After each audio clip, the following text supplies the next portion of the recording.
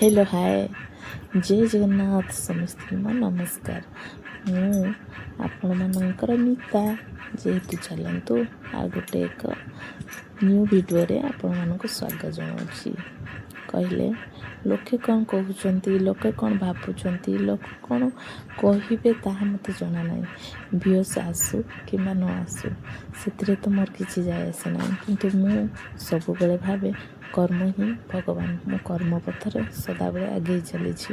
ମୁଁ ଜାଣିଛି ମୁଁ ଭିଡ଼ିଓ କଲା ପରେ ମୋର ସବୁଠୁ ବେଷ୍ଟ ଦେବା ପାଇଁ ମୁଁ ଚେଷ୍ଟା କରେ। ତ ଜାଣିନି ଆପଣମାନଙ୍କୁ ଭଲ ଲାଗିବ କି ନାହିଁ, ସିଏ ଯାହା ବି ହଉ ସେଇଟା ଆପଣମାନଙ୍କ ଡିସିସନ୍।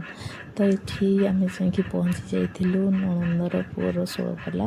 ତ ଷୋଳପାଲାରେ ଆମେ ଏଠି ଯାଇକି ପହଞ୍ଚି ଯାଇଥିଲୁ ଯେହେତୁ ଆମ ଘରଠୁ ବହୁତ ଦୂରରେ। ତ ମୋତେ ଯିବା ପାଇଁ ଟିକେ ଟାଇମ୍ ଲାଗିଲା।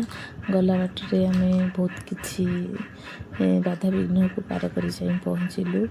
ଆଉ ତାପରେ ଦେଖନ୍ତୁ ଏଇଠି ଭୋଗର ପ୍ରସ୍ତୁତି ଚାଲିଥିଲା। ଏଠି ମୋ ସାନ ଯା, ଇଏ ମୋ ଠାରୁ ସାନ, ତୁ ଇଏ ସବୁଠୁ ସାନ ଯା।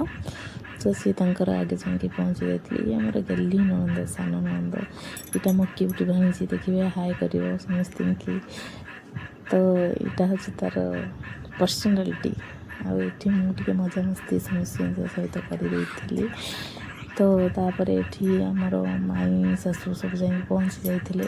ଏଇଟା ଥିଲା ମୋ ମାମାଙ୍କର ଶ୍ୱଶୁର, ତାଙ୍କ ପରିବାର ଲୋକ। ତ ଏଠି ଆମ ପଲଟନ ସବୁ ତାଙ୍କର ଘୁଙ୍ଗୁଡ଼ି ପିଟିବାରେ ବ୍ୟସ୍ତ ଥିଲେ। କହିଲେ ଜୀବନରେ ଆପଣ ଯାହା ବି କିଛି କରନ୍ତୁ ସବୁଠୁ ବେଷ୍ଟ ଦେବା ପାଇଁ ଚେଷ୍ଟା କରନ୍ତୁ, ଅସତରେ ଚାଲନ୍ତୁ। ଦେଖିବେ ନା ଦିନେ ନା ଦିନେ ଆପଣ ଶିଖରରେ ପହଞ୍ଚିବା ପାଇଁ କେହି ଅଟକାଇ ପାରିବେନି। ଆଜ୍ଞା, ଏଇଟା କିନ୍ତୁ ସତ କଥା। ତାହା ମୁଁ ଜାଣିନି ଆପଣମାନଙ୍କୁ ମୋ କଥା ଭଲ ଲାଗିବ କି ନାହିଁ। ମୁଁ ସବୁବେଳେ ଭାବେ ମୁଁ ଯାହା କରିବି, ଯାହା କରୁଛି ମଧ୍ୟ ସବୁବେଳେ ସତ୍ ଆଉ କହନ୍ତିନି ସ୍ୱଚ୍ଛ ଭାବରେ କରିବା ଉଚିତ। ଯେହେତୁ ଆଜି ପୁଅର ଷୋଳପାଲା ଥିଲା, ଷୋଳପାଲାରେ ପାଲା ବି ହେବ। ତ ଏଠି ସନ୍ଧ୍ୟା ହେଇଗଲାଣି। ମୁଁ ଟିକେ ଏମିତି ମଜାମସ୍ତି ହେଇ ଫୁଲେଇ ହେଇଗଲି, ଦେଖୁନାହାନ୍ତି ଟିକେ ମଜାମସ୍ତି ଷ୍ଟାଇଲ୍ ବି ଟିକେ ବେଶୀ ଷ୍ଟାଇଲ୍ ଯାହା ବି ହଉ। ସେଠି ନାଇଁ ନା ସେଥିପାଇଁ ତାପରେ ଏଠି କ'ଣ କହିବି ଆଉ, ଏଠି ପାଲା ଗାୟକମାନେ ଆସିଗଲେଣି। ତ ବାଦ୍ୟ ଭାଇ ବହୁତ ସୁନ୍ଦର ବାଦ୍ୟ ବଜାଉଥିଲେ। ଆଉ ଏଇଟା ମୁଁ ବୁଝିଲି ଆଜିକା ଜେନେରେସନ୍ର ପାଲାର ମାନେ କେହି ତ କିଛି ଜାଣି ନାହାନ୍ତି। କିନ୍ତୁ ଆମେ ଯେତେବେଳେ ଛୋଟ ଥିଲୁ ପାଲାର ଅର୍ଥ କ'ଣ, ପାଲା କ'ଣ ତାହା ତ ଜାଣିଥିଲୁ। ତ କ'ଣ କହିବି, ଦିନକୁ ଦିନ ସଂସ୍କୃତିକୁ ଲୋପ ପାଇଯାଉଛି। ଯଦି ଆମେ ଆମ ଭିତରେ ଆମ ଛୁଆଙ୍କୁ କିମ୍ବା ଆମ ଜେନେରେସନ୍କୁ ଆମେ ବୁଝେଇ ପାରିବା, ତ ଏମିତି ପିଢ଼ିମାନେ ବଢ଼ି ଚାଲିବେ। ତ ଏଠି ନନା ତାଙ୍କର ଆଳତି କରୁଥିଲେ।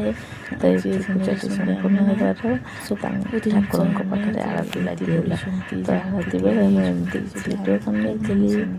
ତାପରେ ପହଞ୍ଚିଗଲି, ଦେଖିବେ ମୋ ନଣନ୍ଦ ଆଉ ମୋ ନଣନ୍ଦୀ ଆଉ ଏକମାତ୍ର ପୁତ୍ର ତାଙ୍କର, ଯେହେତୁ ତାଙ୍କର ଆଜି ଷୋଳପାଲାଟି ସମ୍ପୂର୍ଣ୍ଣ ହୋଇଲା। ଆପଣମାନଙ୍କ ଆଶୀର୍ବାଦ ଆଉ କରନ୍ତୁ ସେମିତି ତା ଚଲାପଥ କୁସୁମିତ ହେଉ। ଏଠି ଭୋଜନ ମାନେ ଖାଇବା ଷ୍ଟାର୍ଟ ହେଇଯାଇଥିଲା। ତ ଖାଇବାରେ ମୁଁ ଏଠି ଆଗେ ଥାଳି ଧରି ବସି ପଡ଼ିଥିଲି। ମୋତେ ଖାଇକି ଫେରେ ଘରକୁ ରିଟର୍ନ ଆସିବାକୁ ଥିଲା। ସେତିକିବେଳେ ଟାଇମ୍ ହେଇଯାଇଥିଲା 9ଟା ବେଳେ ଆମେ ଖାଇ ବାହାରିଲୁ ଘରକୁ। ଘରକୁ ଆସିବା ବାଟରେ ଆପଣ ବିଶ୍ୱାସ କରିବେନି, ସରିଆ ଖାଇବାରେ ହେଇଥିଲା ଭାତ, ଡାଲି, ଖଟା, ବୁଟ ଆଉ ପାମ୍ପଡ଼, ପାଏସ ଆଉ କ'ଣ ହେଇଥିଲା ପନିର। ତ ଏତିକି ଖାଇ ଆମେ ଆସିଲୁ ଘରକୁ।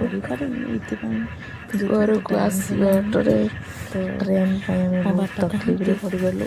ଯେହେତୁ ଅଧଘଣ୍ଟେ ପାଖାପାଖି ଆମେ ଏକ୍ଜାକ୍ଟ କତରେ ରହିଯାଇଥିଲୁ। ତ 2ଟା ଟ୍ରେନ୍ କ୍ରସ୍ କଲା। ତାପରେ ଦେଖନ୍ତୁ ଯେମିତି ଗୋଟେ ପୂଜା ହଉ କେମିତି ଖାଇବା ଆଣୁଛି। ସବୁ ବନ୍ଧୁବାନ୍ଧବ ଏକାଠି ହୋଇ ମଜାମସ୍ତି ଆଉ ଏମିତି କିଛି ଗପିବାରେ ବ୍ୟସ୍ତ ହୋଇପଡ଼ନ୍ତି। ତ ଆମ ଖାଇବାରେ ଥିଲା ଭାତ, ଡାଲି, ଘାଣ୍ଟ, ଖଟା, ପନିର ଆଉ ପାଏସ, ପାମ୍ପଡ଼। ତ ଆମେ ଅଲରେଡ଼ି ଖାଇକି ବାହାରି ଆସିଲୁ। ବାହାରି ଆସିଲା ପରେ ଆମକୁ ଅଧଘଣ୍ଟେ ସେ ଗେଟ୍ ପାଖରେ ଅଟକିବାକୁ ପଡ଼ିଲା, ଯେହେତୁ ଏପଟରୁ ଗୋଟେ ଟ୍ରେନ୍ ଆସୁଥିଲା। ତ ଏଇ ଟ୍ରେନ୍ଟି ଗଲା ପରେ ଫେର୍ ବି ଗୋଟେ ଟ୍ରେନ୍ ଆସିଲା। ତ ଟ୍ରେନ୍ ପାଇଁ ଆମେ ମିନିମମ୍ ଅଧଘଣ୍ଟେ ଟାଇମ୍ ୱେଷ୍ଟ କଲୁ। ତ ସେ ଯାହା ବି ହଉ जोटा कौन करवा आज्ञा मो भिडियोटी जदि आपको भल लगे निहाती लाइक कमेंट शेयर निश्चय करेंगे। रही जय जगन्नाथ। यहाँ क्यों जगह कमेंट करी कहतु।